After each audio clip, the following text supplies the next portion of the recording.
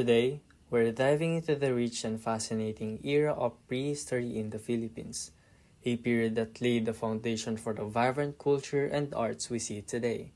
This spans from the very beginnings, well before written history, all the way through the year 900. During this time, which covers a span of tens of thousands of years, artistic expression began to flourish. Early Filipinos living in a lush and diverse archipelago developed a distinctive culture and way of life that would shape the future of the nation. Covering events prior to the written history of what is now the Philippines, the prehistoric period saw steady and sweeping changes that set the stage for the formation of a country with a vibrant and distinct culture and arts. In prehistoric Philippines, artistic expression flourished as a reflection of the rich cultural tapestry of the archipelago. Architecture showcased the skill of early Filipinos in constructing wood and steel houses. Visual arts thrived in the form of pottery, jewelry, and intricate burial jars like the manunggol jar.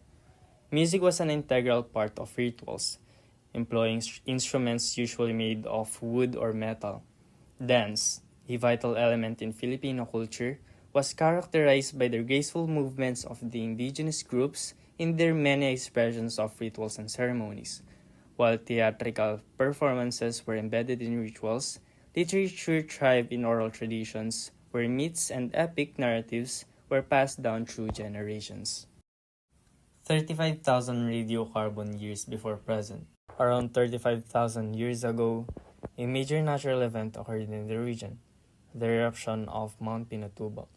This eruption is considered one of the largest and earliest known eruptions of the volcano. While we don't have written records of this event, geological evidence and radiocarbon dating tell us that the eruption was catastrophic and had a significant impact on the surrounding environment. Imagine, the eruption would have been violent, spewing massive amounts of ash and pyroclastic material into the air, causing widespread devastation in the region. The volcanic ash would have covered nearby areas, potentially changing the landscape drastically. This event likely led to temporary cooling of the local climate, affecting both plant and animal life. Although it would have been a challenging time for any human communities living near the volcano, evidence suggests that the early inhabitants were resilient. They adapted to the changes in their environment, and eventually, life in the region began to recover. Today, the eruption is famous for leaving behind the Pinatubo crater, a massive caldera that remains one of the world's largest volcanic craters. This geological feature is not just a reminder of nature's raw power, but also a testament to the resilience of the people who lived through such a monumental event. Let us fast forward about 5,000 years after the eruption. Around this time, the Aita people, a distinct indigenous group, began to settle in the Mount Pinatubo area. The Aita are one of the oldest known indigenous groups in the Philippines, and their arrival marked an important cultural development in the region. The Aita, who are believed to have migrated from other parts of Southeast Asia, found a home in the forest around Mount Pinatubo. These early settlers were highly adapted to their environment, relying on the natural resources around them for survival. One of the most fascinating aspects of the Aita culture was their deep connection to the land and their rich cultural practices. Among the most important cultural expressions were their ritual dances. The Aita people performed dances such as talek, which mimic the movements of animals and birds in the forest. These dances weren't just performances. They were deeply tied to their spiritual beliefs and were performed as a part of hunting rituals. The dances like talek were intended to invoke the blessings of Apo na Malyari, the god of Mount Pinatubo. In these rituals, the Aita believed that dancing could help ensure the success of their hunts and maintain harmony between the human and spiritual realms. Through these dances, they honored nature and sought guidance from the gods to live in balance with the environment. Period 890 to 710 BCE. Palawan and Tagbanwa. The indigenous groups of Palawan Island perform primordial dances such as the Tarak or Talik, the Pagdiwata ritual. The Pagdiwata ritual of the Tagbanwa, Palawan since 1983.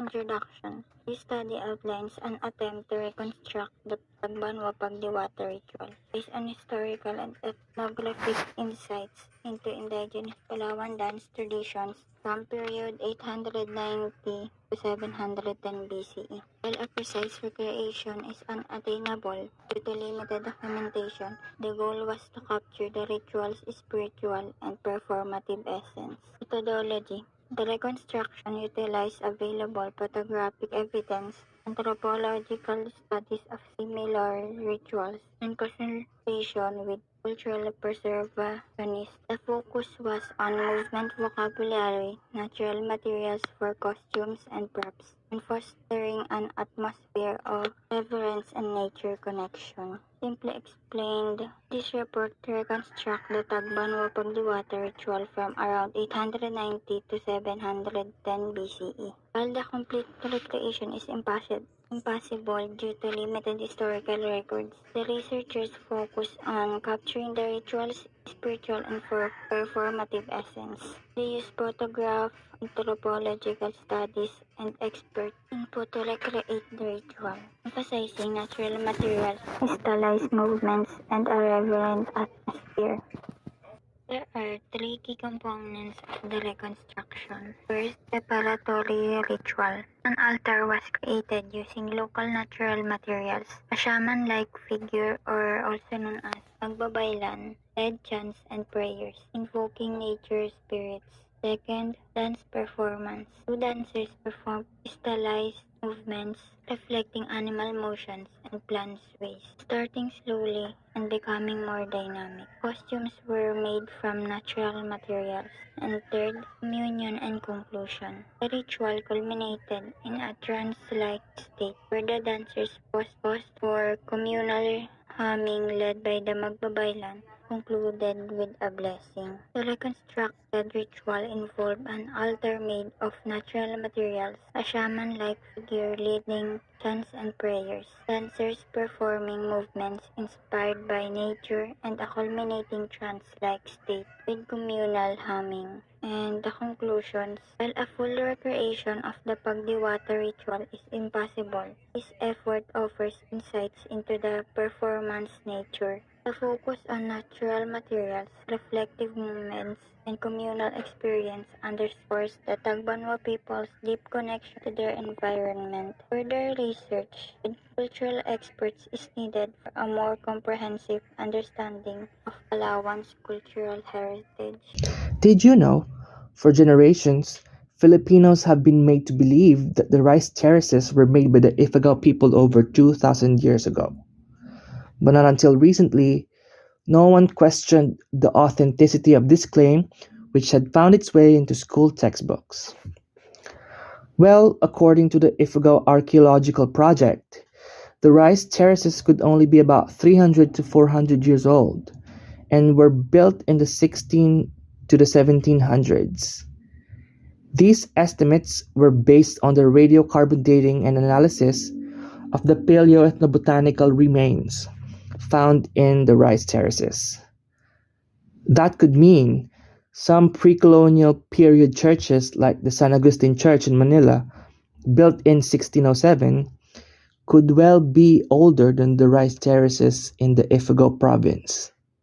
The Maharaja Lawana is a Maranao epic that retells the Ramayana, a great epic poem from India composed in Sanskrit by the poet Maharishi Valmiki.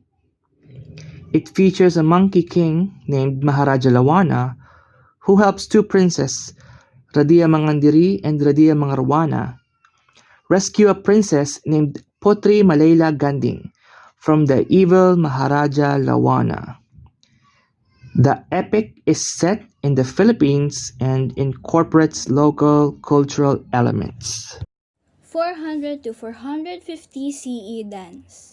The Sanskrit Mahabharata is circulated in its present form, with narratives that identify the lingam or linga as the phallus of Shiva. Meanwhile, the Sanskrit Brahma Sutras refer to the goddess Shakti, symbolized by the yoni or vulva. Hindus believe that the union of lingam and yoni is about the totality of creation. Tagalog women celebrate sexuality and abundance through an erotic dance called Diwang as part of the Tadtarin or Tatarin ritual offered to Dian Masalanta, goddess of love, and Lakapati, goddess of fertility. The ancient fertility rituals are appropriated by the Catholic Church and are reintroduced as the sayaw sa Obando. And that is the presentation of Group 1. Thank you so much for listening. We hope that you learned something.